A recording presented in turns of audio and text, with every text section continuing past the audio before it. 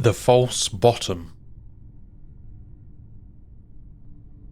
There is an unnerving kind of quiet that belongs only to villages like Coldkeld.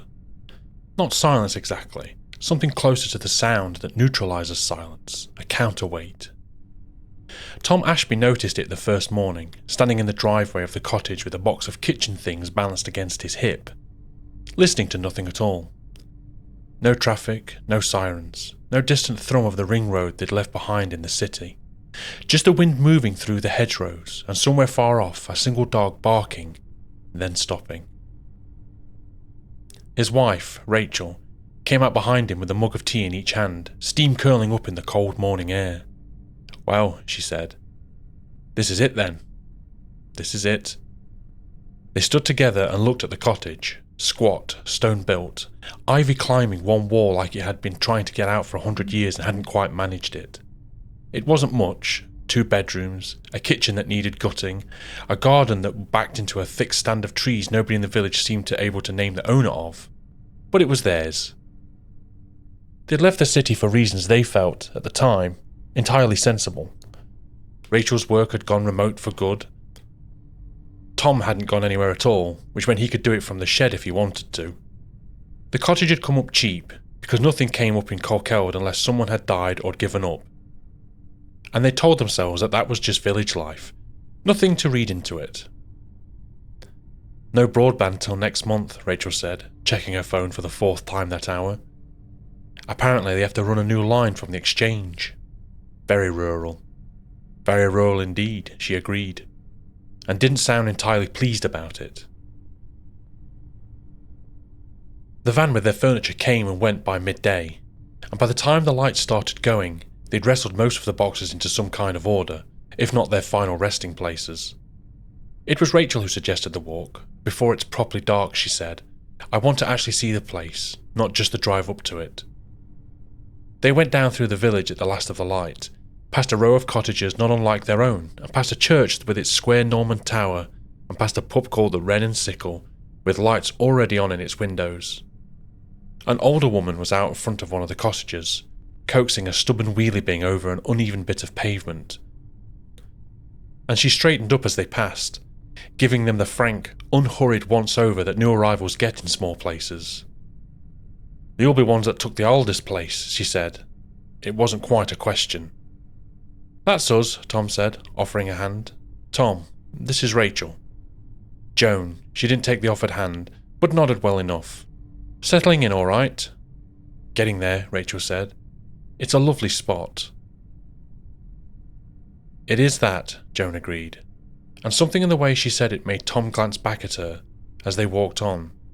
Not unfriendly exactly, but as though she'd left a half-sentence unsaid and decided against finishing it. He didn't think much of it at the time. New villages, he told himself. Everybody sizes you up for a bit. The first weekend, they went looking for furniture. Not flat pack, not the identikit grey and oak veneer stuff that filled every showroom from here to the motorway. Something with a bit of history to it. Something that looked like it belonged in a house like theirs. "There's a market," the woman at the village shop told them, ringing up a loaf of bread and a bang of apples. "Thursdays, down by the green. You'll find all sorts down there." She said it in a way that Tom, looking back at it much later, would decide had been almost a warning. But at the time, it just sounded like a nice bit of local colour. Thursday came, grey and still, the kind of morning that couldn't decide whether to rain or not, and settled for looking miserable about it either way. The market was smaller than they'd expected. A dozen stalls scattered around the green, selling vegetables, honey, a folding table of second-hand paper books gone soft and swollen with damp. And at the far end, tucked half behind the old market cross, a stall that made Rachel stop walking. "Tom, look." It was furniture, but not like anything else on offer that day. A dresser with hand-painted panels, faded almost past reading. A set of mismatched dining chairs, each one carved differently, as though assembled from a dozen broken sets over as many years. A standing lamp with a base like a twisted root, dark wood, worn smooth at the top where the hand might have rested 100 times. And behind it all, half in shadow under the stall's awning, an old trunk.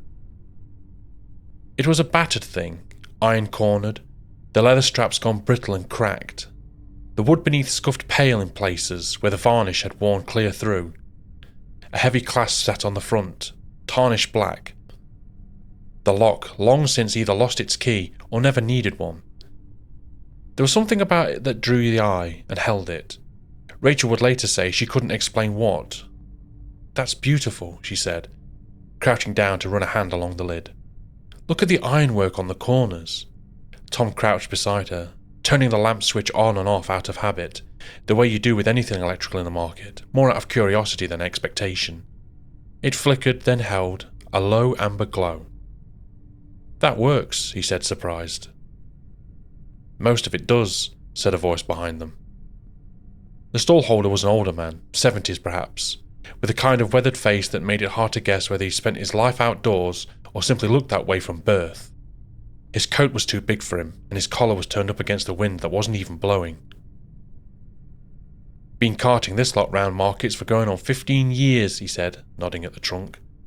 "Time I was shot of some of it." "Where's it all from?" Rachel asked. "House clearances?" "Some of it, bit of everything really," he said lightly. But there was something underneath the lightness that Tom noticed, and then, being a practical sort of man, immediately dismissed. "This one, though," Rachel tapped the trunk's lid. "Where's this from?"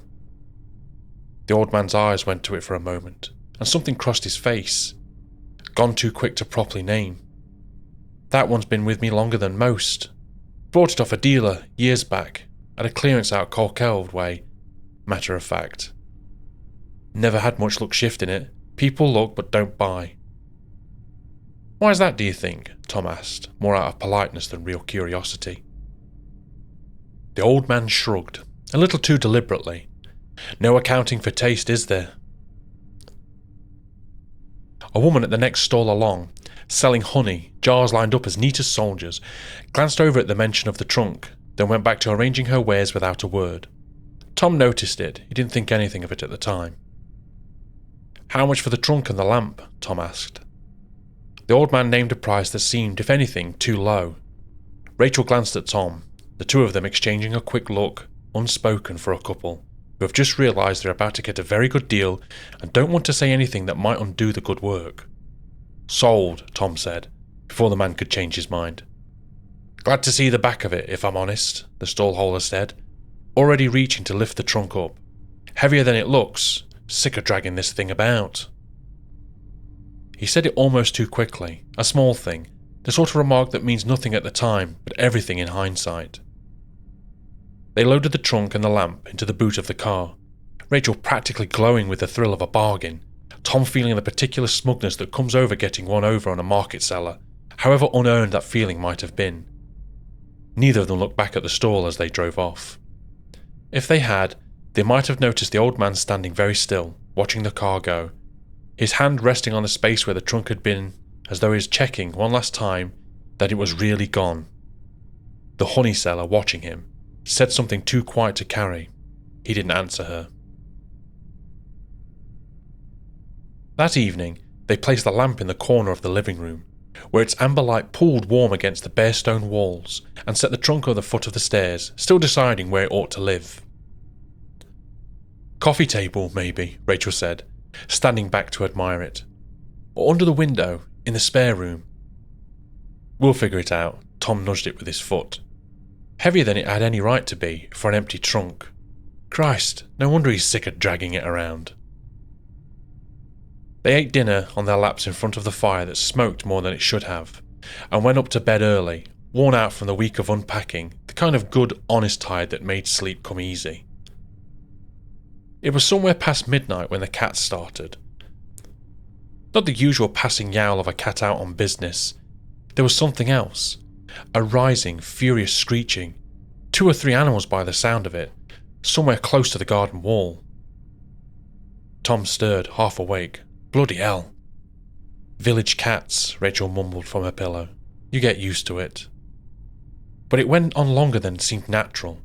A wet, snarling fury of noise that rose, and then, from 2 doors down, a dog began to bark. Not the occasional bark of an animal disturbed and settling back down, but a constant aggressive barking that didn't let up. Tom lay in the dark, listening, feeling the unease that comes from noise you can't place a cause to. Someone will go out and shut them up in a minute, he said, more to reassure himself than her. Eventually, some 15 to 20 minutes later, it stopped, all at once, as though a switch had been thrown. Silence rushed back to fill the space where the noise had been, and it was, if anything, worse. Tom lay awake a while longer, listening to nothing, before sleep finally took him. Rachel found the bird next morning, out in the garden's back wall, near where the lawn gave way to the thicker growth of the trees beyond it. A blackbird, its neck at the wrong angle, feathers scattered in a small dark halo around it. Oh, that's grim. She called through to Tom, who came out in his socks, wincing at the cold flagstones. One of those cats, probably, last night. He crouched to look, not touching it. It's the countryside, love. This sort of thing happens from time to time. Rachel nodded, already half convinced. It made sense after all, the screeching, the fight, a small unlucky casualty left behind once the dust had settled. They buried it at the base of the trees with a garden trowel, more out of a sense of decency than sentiment, and didn't think much more about it. Or tried not to.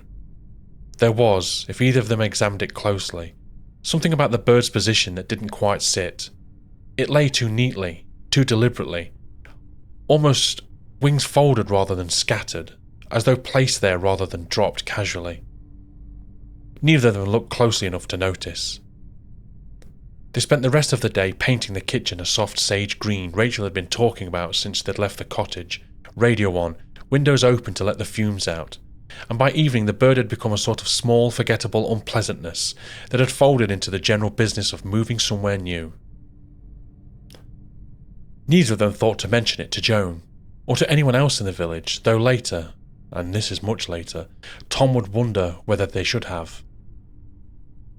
The second night began much like the first. They ate, they talked about paint colours for the rest of the kitchen.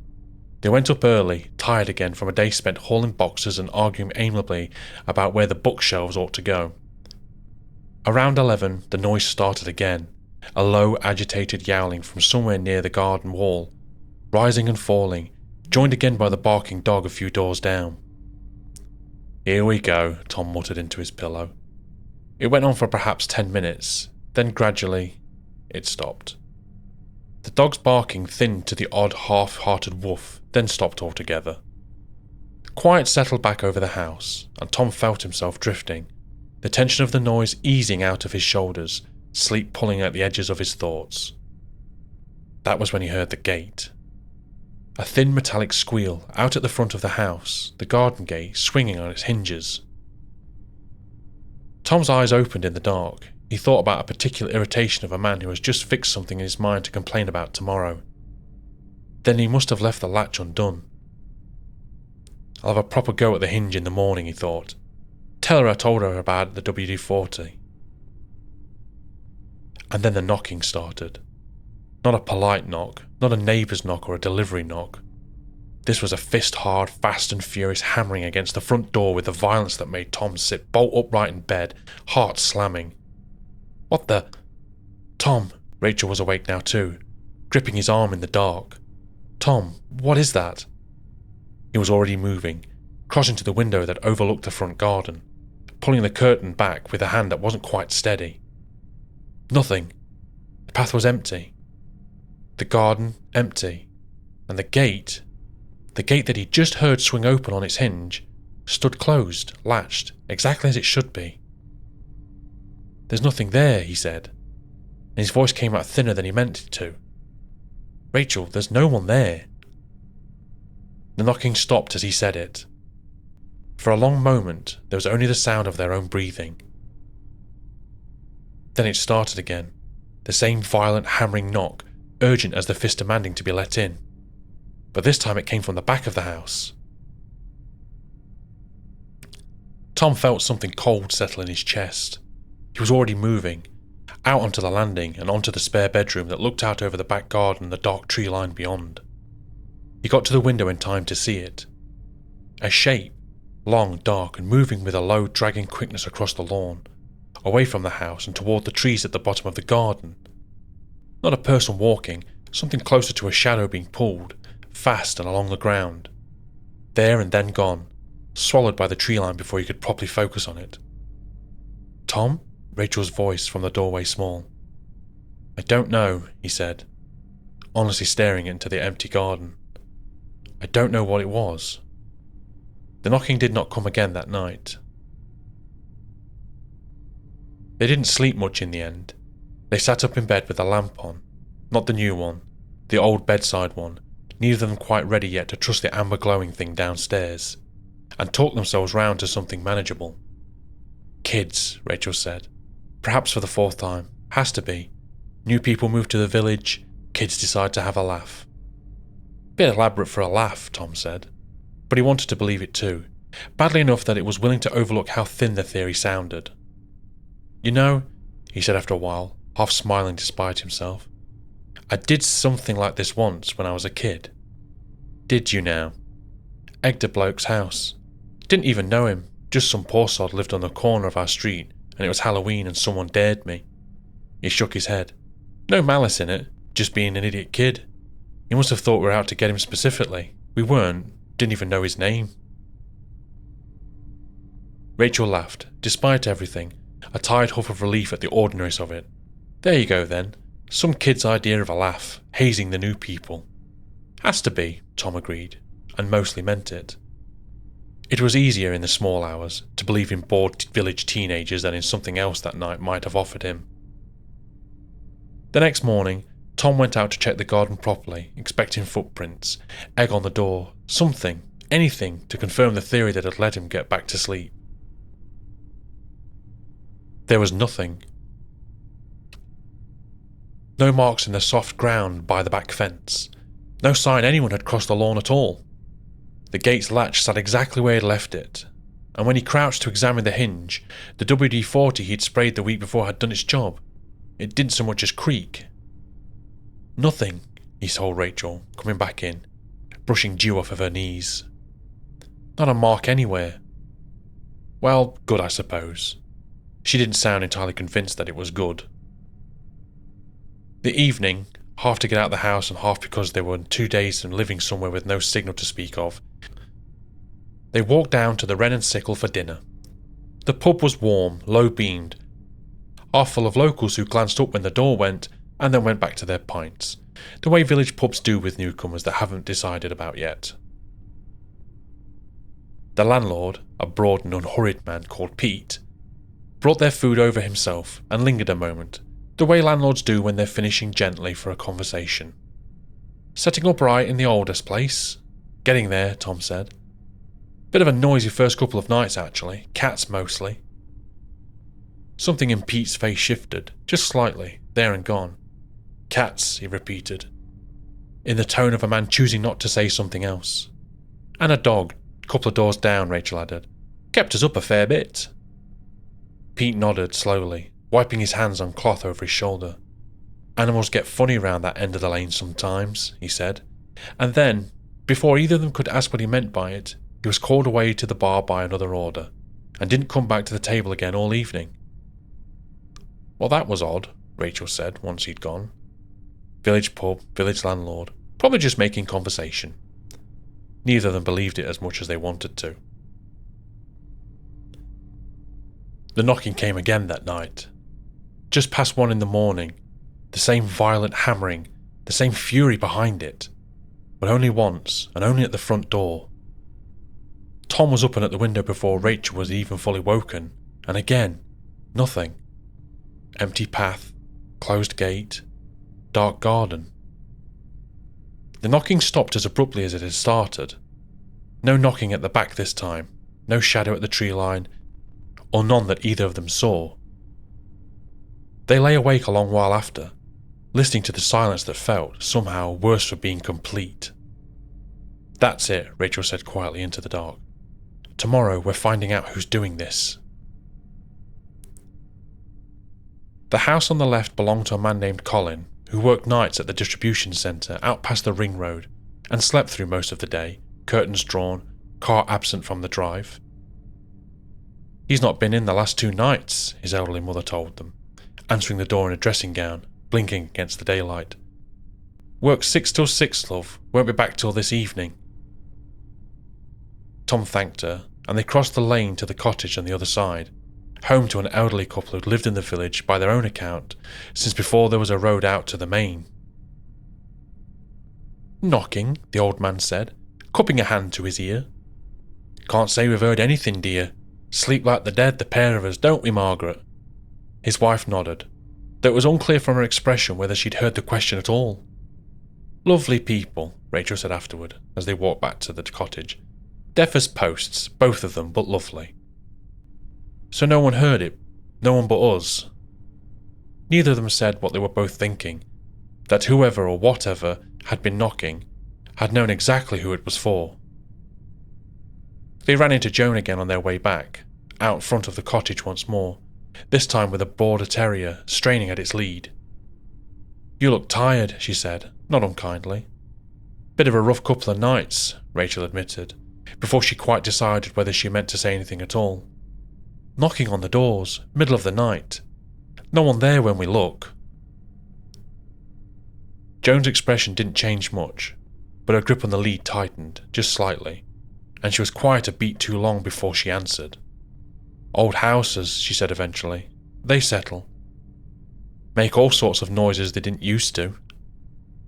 It's not the house making the noise, Tom said. It's the doors. Someone's out there.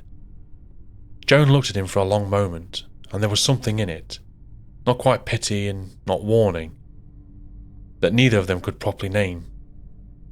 You want to ask the shophand at Alder's place, she said finally. Ask what there was before you. They'll tell you more than I will. She didn't wait for them to ask anything else, tugging the terrier on down the lane before either of them could properly form a question. Rachel had set her desk up in the spare room that afternoon, the trunk pushed against the wall beneath the window to serve, for now, as a makeshift table for her monitor. It was while adjusting the angle of the screen that her hand brushed against the trunk's interior lining, and she felt it, a give beneath the fabric where there shouldn't have been one, a seam, slightly raised, running the width of the base. Tom, come and look at this.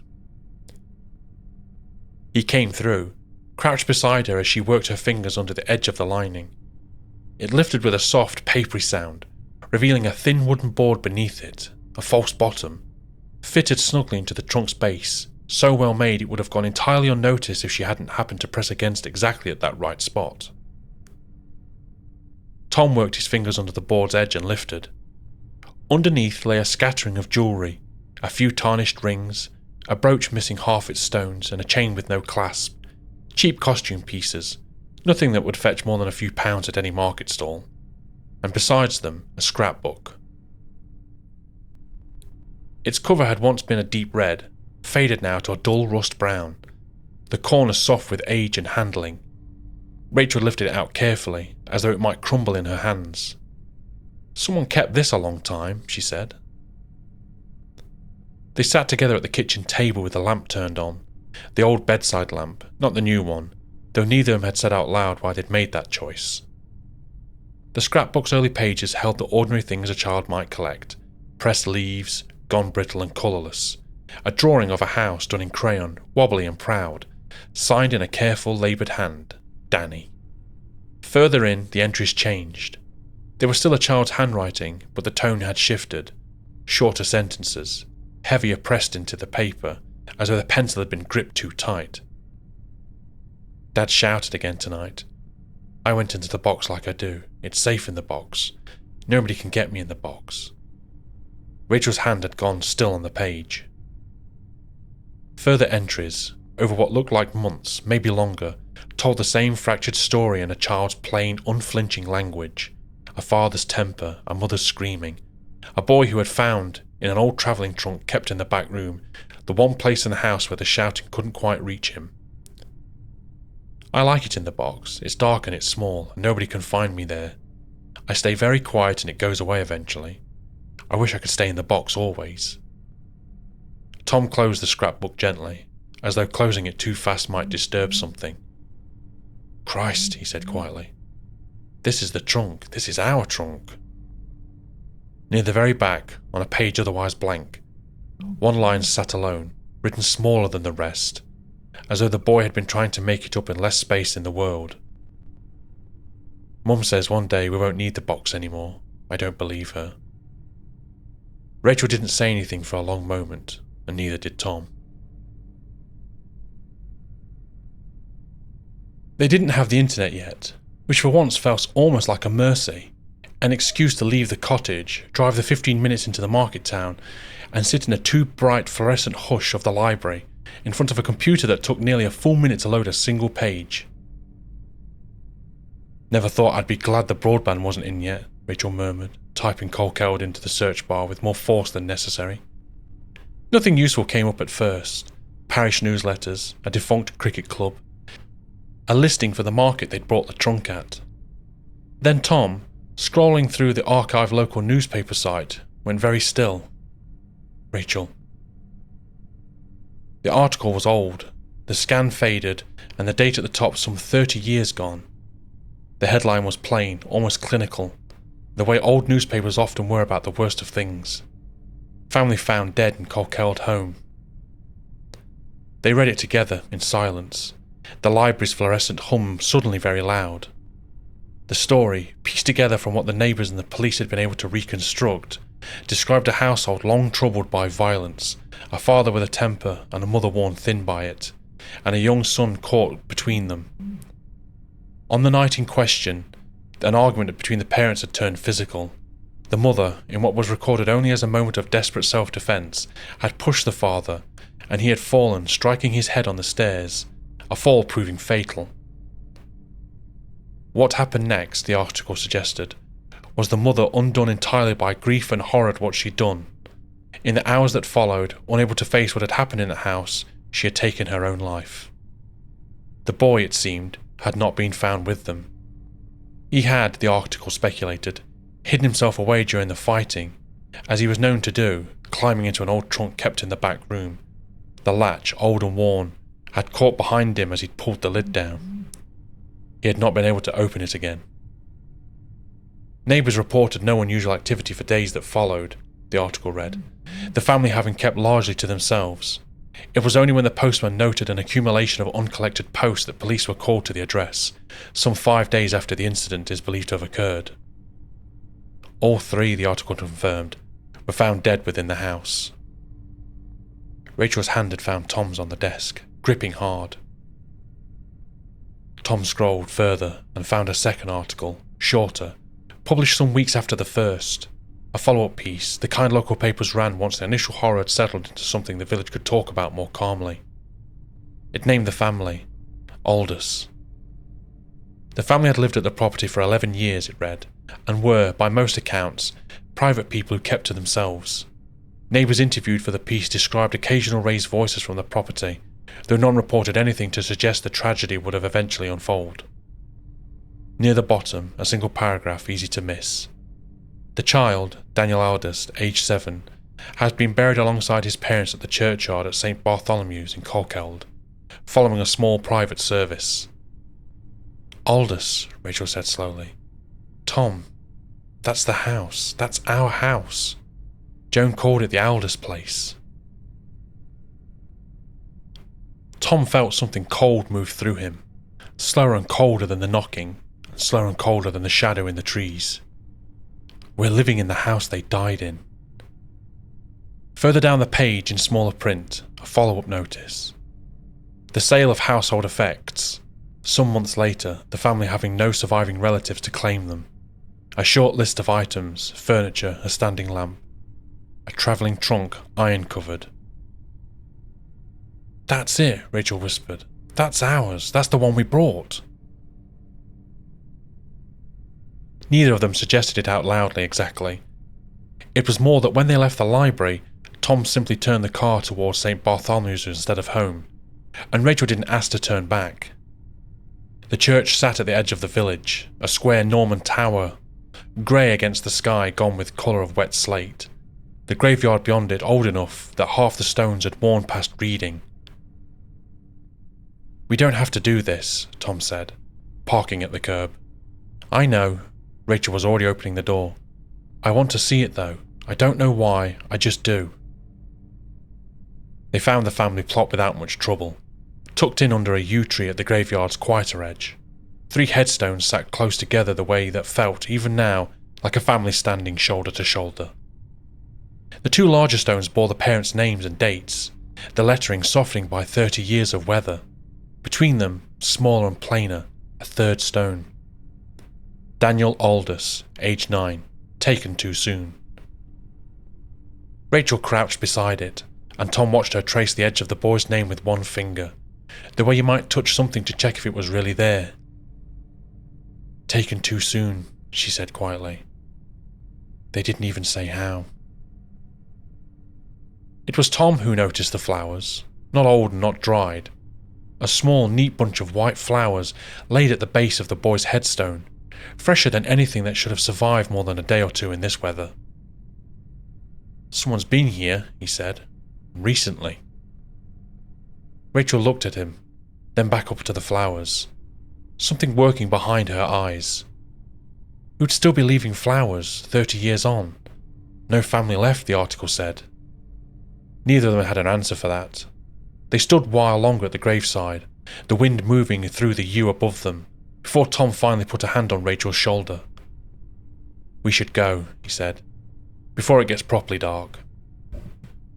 She nodded, but didn't move at once, her eyes still on the small stone between the 2 larger companions.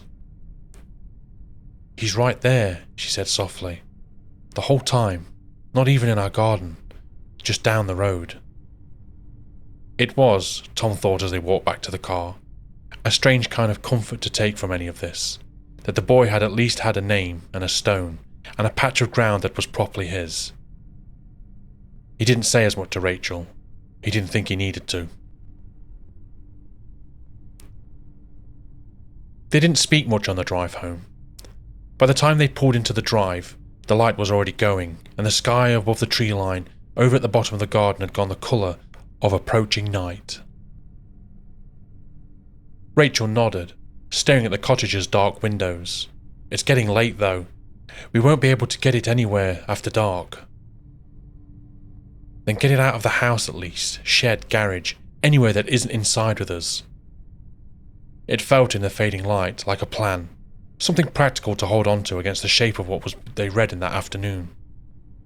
They went upstairs together, to the spare room, to the trunk still sitting beneath the window where Rachel had left it in the morning, its false bottom closed once more over the scrapbook and the cheap tarnished jewellery. On 3, Tom said, crouching at one end, Rachel taking the other. 1, 2. The knocking started before he reached 3. It came from downstairs, the front door, the same violent hammering as before, so sudden and so loud that Rachel actually cried out, dropping her end of the trunk with a heavy thud. And beneath it, over it, and threading through it, hammering like something torn loose, a voice. A man's voice, shouting, muffled through the walls in the distance but unmistakably furious and unmistakably desperate. Where are they? Where's my family? Open this door! Tom's blood went to ice.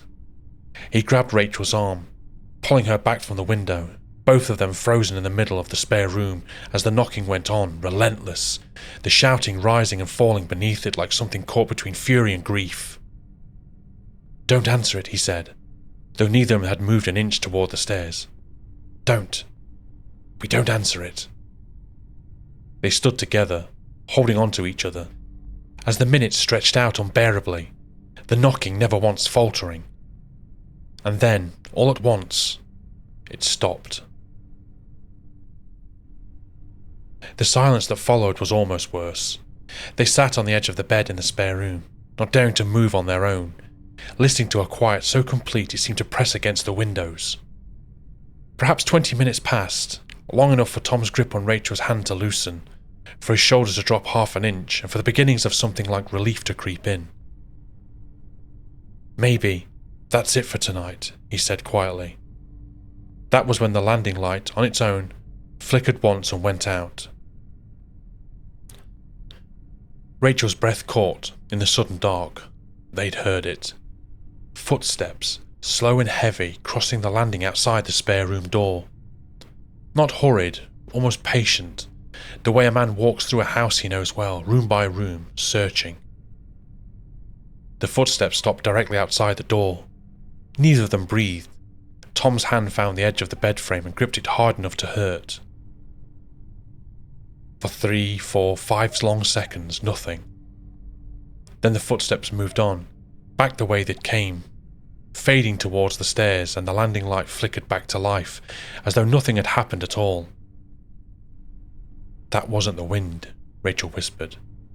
That wasn't. Tom, that was footsteps. I know. They sat in silence a long while after that, listening to a house that had gone, for the moment, entirely and unnaturally still. An hour passed, perhaps more. Tom's watch had stopped meaning anything some time ago. Maybe that really is it, Rachel whispered eventually. Maybe that's all it was. She had barely finished the sentence when the screaming began. It came from the room next door, their own bedroom, empty, the door standing ajar. A woman's voice, raw and high with panic, the words barely distinguishable through the terror behind them. What have I done? Oh God, what have I done? Rachel had her hands pressed over her ears, but it didn't seem to help. The sound seemed to come from inside the walls themselves, raising to a pitch that made the window glass hum faintly in its frame. Tom! I know, I've got you. The screaming cut off, sudden and complete, as though the hand had been clasped over her mouth. And in the terrible quiet that followed, the trunk began to move. At first it was only shifting, a slight rocking against the floorboards, easy to mistake for imagination if you weren't already listening to it. Then it grew, a dull and rhythmic thumping from within, fists or something like fists, striking the trunk's lid and sides in a desperate uneven rhythm. Thump. Oh God, Rachel breathed, staring at Tom. Someone's in there. It's empty. We looked in it, it's empty. But even as he said it, the thumping came again, harder this time, and the whole trunk shuddering with the force of it, the old iron clasps rattling loose against the wood. We have to let him out. Rachel was already moving toward it, dropping to the knees on the floorboards. Rachel, wait! He's trapped, Tom. He's been trapped in there for 30 years. And if we open it, then what? Tom's voice cracked with something between fear and desperation. You heard them. You heard that what you're hiding from. We open that, we're not freeing him from the trunk, we're handing him straight back to them. Rachel's hand hovered over the clasp, shaking. We can't just leave him in there, not again, not after everything he's already went through. We don't know what happens if we open it, we don't know anything. The thumping came again, weaker this time, almost pleading in its rhythm, and something in the sound of it, a small, desperate, childlike quality, made Rachel's resolve harden all at once. I'm not leaving a little boy locked in a box, she said, quietly, and there was nothing in her voice Tom could argue with. They waited in the end, not out of an agreement, but because neither of them could quite bring themselves to move. Tom, frozen by fear of what opening it might unleash, and Rachel frozen by her own resolve warring against her terror. The thumping came and went in waves over the next hour, each time weaker, each time somehow sadder, until it thinned to something closer to a soft, exhausted scratching against the wood. It was past midnight. Tom would check his phone afterwards and see 12:14 glowing on the screen, when Rachel finally moved, kneeling before the trunk, her fingers closing around the tarnished clasp. Rachel, it's all right, she said, though her voice shook. It's all right, you can come out now. She lifted the lid. Everything stopped. The scratching, the faint residual hum that had seemed to sit under the air the whole house for the last hour, all of it gone, all at once. So completely that the ordinary sounds of the night, wind against the windows, the distant creak of the cottage settling, felt shockingly loud in comparison. The trunk sat open and empty before them. Nothing inside but the false bottom, still fitted neatly in place, the scrapbook and the cheap jewellery undisturbed beneath it. Tom let out a breath he'd felt he'd been holding on for the better part of an hour. Is it? He didn't finish the sentence, unsure what he was even asking. Rachel sat back on her heels, staring at the empty trunk, her face pale in the lamp's amber light. I don't know, she said, but it stopped. Tom was the one who moved first, forcing himself up, forcing his legs to carry him out onto the landing. The hallway stretched empty in front of him, doors standing open into rooms that held nothing but their own ordinary furniture, their ordinary shadows. He checked the bedroom, empty, undisturbed, the bed still made from this morning. It felt almost like it might fully be over. Then, because some part of him needed to be sure, needed to see with his own eyes that the garden had nothing waiting in it, he crossed to the window at the end of the hall, and the one that looked down to the back lawn and the dark tree line beyond. He saw them before he understood what he was looking at. Two figures, indistinct at the edges, more suggestion than substance, moving across the lawn towards the trees. A man's shape and a woman's, and between them, held between the two of them the way a child might be led somewhere he didn't want to go, a smaller shape. It wasn't struggling. That was the thing that would stay with Tom the longest, in the months that followed. The boy wasn't fighting them at all. He simply walked, small and slow, between the two larger shapes, as they drew him behind the black line of the trees. And then the tree line swallowed all three of them, and the garden was empty again, and just a garden. Tom! Rachel had come to stand behind him, her voice small in the dark hallway. What did you see? He turned to look at her, and for a long moment he considered telling the truth of it. The two shapes, the small one walked quietly behind them, the trees closing over them like a mouth. Nothing, he said instead. I didn't see anything. He wasn't sure, even afterward, whether it was a kindness or a cowardice, only that it felt in the moment like the only thing he could say. They didn't sleep in the spare room again. They barely slept at all. The next morning, Tom went out to the shed and found a length of rope, old but sound, and a few large bricks left behind by whoever had last done work to the garden wall. He didn't ask Rachel to help him carry the trunk out into the car. She didn't offer.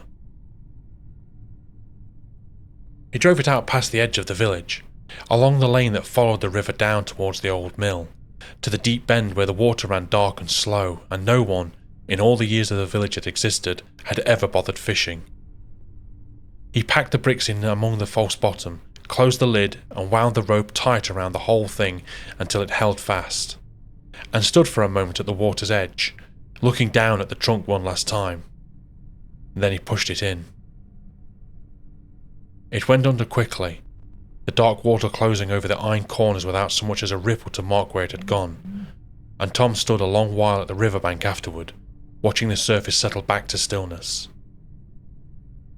He stopped at the village shop on the way back, more out of habit than need, and found himself, without quite meaning to, asking the woman behind the till whether she knew the Aldous family. She went very still for a moment, the till drawer half open in her hand. "Before my time, love," she said, a little too quickly, and rang up his items without meeting his eye again. Tom didn't push it. Some things, he was beginning to understand, the village simply didn't discuss. Not out of forgetfulness, but out of a long, careful habit of not looking too closely at what lay just past the tree line. He never told Rachel exactly what he'd seen at that window, and all the months that followed, and in the new house that slowly, carefully made their own, neither of them ever went looking for another trunk at Coldkeld Market ever again.